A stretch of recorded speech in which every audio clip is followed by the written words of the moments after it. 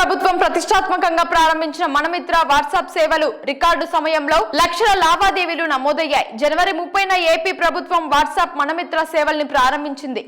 AP ప్రభుత్వంతో గతేడాది అక్టోబర్లోనే meta ఒప్పందం చేసుకుంది. వివిధ ప్రభుత్వ శాఖలు అందించే సేవల్ని మనమిత్ర ద్వారా నేరుగా వాట్సాప్ లోనే అందిస్తోంది. ఇందుకోసం ఏపీలో ప్రత్యేక సర్వర్లను ప్రభుత్వం ఏర్పాటు చేసినట్టు ఐటీ శాఖ మంత్రి నారా లోకేష్ చెప్పారు. వాట్సాప్ మనమిత్ర సేవల్ని ప్రారంభించిన 2 వారాల్లోనే 2,64,000 లావాదేవీలు జరిగినట్టు ఆర్టీజీఎస్ సీఈఓ కార్యదర్శుల సమావేశంలో వెల్లడించారు. ఈ లావాదేవీల ద్వారా 54,73,000 రూపాయలు వసూలైనట్టు చెప్పారు. భవిష్యత్తులో ఈ లావాదేవీల సంఖ్య గణనీయంగా పెరుగుతాయి. ఏపీలో ఉన్న 5 కోట్ల కుటుంబాలు ప్రతి సేవను వాట్సాప్ లోనే పొందే అవకాశం ఉంటుంది. తద్వారా మెటాకు నిత్యం లక్షల సంఖ్యలో లావాదేవీలు జరిగే అవకాశం లభిస్తుంది. Meta transaction traffic, payment gateway చెల్లింపులు ఆంధ్రప్రదేశ్ ప్రభుత్వ లావాదేవీల ద్వారా గణనీయంగా పెరిగే అవకాశం ఉంటుంది. మొదటి విడతలో 161 సేవలు, రెండో విడతలో 360 రకాల సేవల్ని వాట్సాప్ లోనే అందిస్తామని ఏపీ ప్రభుత్వం చెబుతోంది. సర్టిఫికెట్ల మీద QR కోడ్లతో జారీ చేస్తామని, వాటిని స్కాన్ చేస్తే వాటి వివరాలు ఏపీ ప్రభుత్వ వెబ్సైట్ లో ప్రత్యక్షం అవుతాయని, నకిలీ పత్రాలను సృష్టించే అవకాశం ఉండదని లోకేష్ వివరించారు. రెవెన్యూ, మున్సిపల్, ఎండోమెంట్ సేవల్ని వాట్సాప్ లో అందిస్తామన్నారు. టీటీడీ మినహా అన్ని దేవాలయాల సేవల్ని వాట్సాప్ లో అందిస్తారు. తొలి విడతలో 161 రకాల సేవల్ని వాట్సాప్ మనమిత్ర ద్వారా నేరుగా ప్రజలకు అందిస్తారు. ఇందులో దేవాలయ సేవల బుకింగ్, ప్రజా ఫిర్యాదుల స్థితిని తెలుసుకోవడం, ఏపీఎస్ఆర్టీసీ టికెట్ల బుకింగ్, విద్యుత్ బిల్లుల చెల్లింపు, సీఎంఆర్ఎఫ్ సేవలు, రెవెన్యూ, హెల్త్, పోలీస్ శాఖల సేవలు ఉంటాయి. రాష్ట్రంలోని ప్రధాన ఆలయాల్లో లభించే సేవల్ని వాట్సాప్ లోనే బుక్ చేసుకోవచ్చు. పబ్లిక్ గ్రీవెన్స్ రెడ్రెసల్ పోర్టల్ ద్వారా చేసిన ఫిర్యాదుల స్థితిని మనమిత్ర వాట్సాప్ పేజీలో తెలుసుకోవచ్చు. ఏపీఎస్ఆర్టీసీ టికెట్ల బుకింగ్, రద్దు సేవల్ని పొందవచ్చు. ఏపీలోని 3 టెలికాం డిస్కంలకు సంబంధించిన విద్యుత్ బిల్లులను చెల్లించవచ్చు. ముఖ్యమంత్రి సహాయ నిధి దరఖాస్తుల స్థితిని తెలుసుకోవచ్చు. CDMA సేవల్ని మనమిత్రలో పొందవచ్చు. రెవెన్యూ శాఖ ద్వారా అందించే పలు రకాల సేవల్ని వాట్సాప్ లోనే పొందే అవకాశం ఉంటుంది. ఆరోగ్యశ్రీ సేవలకు సంబంధించిన సేవల్ని కూడా వాట్సాప్ లోనే పొందవచ్చు.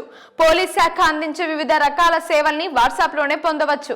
రాబోయే రోజుల్లో ప్రజలెవరూ కూడా ప్రభుత్వ కార్యాలయాలకు వచ్చే అవసరం లేకుండా ప్రభుత్వ సేవలన్నీ కూడా వాట్సాప్ లోనే అందుబాటులో ఉండేలా చూడాలని ముఖ్యమంత్రి నారా చంద్రబాబు నాయుడు మంగళవారం అధికారులకు సూచించారు. ఈ దిశగా అన్ని శాఖలు తమ బ్యాక్ ఎండ్ మెకానిజం సమర్థవంతంగా ఉండేలా చూసుకోవాలన్నారు. మంత్రులు, కార్యదర్శుల సదస్సులో వాట్సాప్ గవర్నెన్స్ పై ఇచ్చిన ప్రెజెంటేషన్ పైన సీఎం మాట్లాడుతూ అధికారులకు పలు మార్గదర్శకాలు చేశారు. వాట్సాప్ గవర్నెన్స్ లో ప్రస్తుతం ఇస్తున్న సేవల సంఖ్య పెంచాలన్నారు.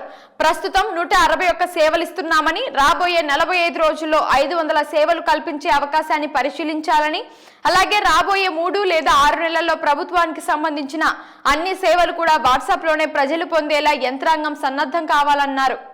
ప్రజలు తమకు ప్రభుత్వం నుంచి ఏ పని కావాలన్నా కార్యాలయాల చుట్టూ రోజుల తరబడి తిరిగే పరిస్థితికి స్వస్తి పలికి అసలు వాళ్ళు ఏ కార్యాలయానికి రావాల్సిన అవసరమే లేకుండా కేవలం వాళ్ళ చేతిలోని సెల్ ఫోన్ ద్వారానే వాట్సాప్ గవర్నెన్స్ ద్వారా కావాల్సిన సేవలు పొందేలా చేయడమే తమ ఆశయమన్నారు. దీనికి అనుగుణంగా యంత్రాంగం సన్నద్ధమవ్వాలని సూచించారు. రాబోయే రోజుల్లో ప్రయాణికులు ఆర్టీసీ బస్సు, GPS ట్రాకింగ్ కూడా తమ వాట్సాప్ లోనే చూసుకునే సదుపాయం కల్పించాలన్నారు.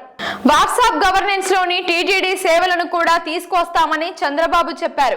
ఇవే కాకుండా అవసరమైతే కేంద్ర ప్రభుత్వంతో సంప్రదించి రైల్వే టికెట్లు కూడా వాట్సాప్ గవర్నెన్స్ ద్వారా పౌరులు పొందే సదుపాయం కల్పిస్తామన్నారు. సినిమా టికెట్లు కూడా వాట్సాప్ ద్వారా పొందే సదుపాయం కల్పించే అవకాశం కూడా పరిశీలించాలన్నారు.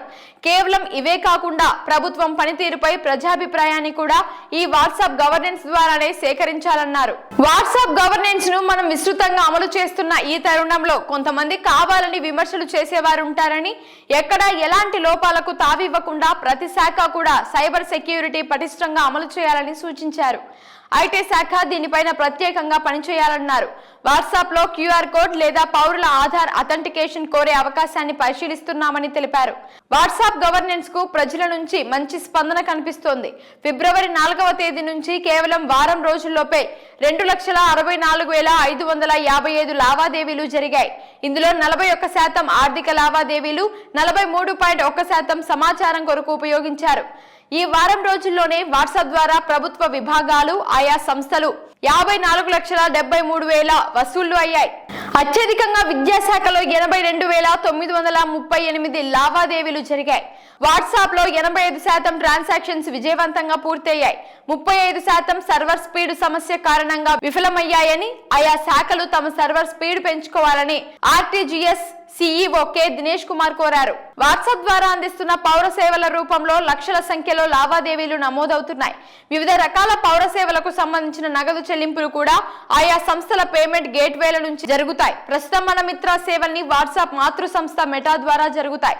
ఆర్థిక లావాదేవీలకు సంబంధించిన పేమెంట్ గేట్వేల రూపంలో నిర్వహణ ఛార్జీలు, కన్వేయన్స్ ఫీజులు, నగదు నిల్వలతో పాటు పేమెంట్స్ రూపంలో కూడా ట్రాన్సాక్షన్స్ భవిష్యత్తులో గణనీయంగా పెరిగే అవకాశం ఉంటుంది. ప్రస్తుతం ఏపీలో అందిస్తున్న సేవలు పూర్తి ఉచితమని మెటా ప్రకటించింది. పౌర సేవల కోసం నగదు చెల్లింపుల విషయంలో వసూలు చేసే ఫీజులు, ఛార్జీలపై స్పష్టత రావాల్సి ఉంది.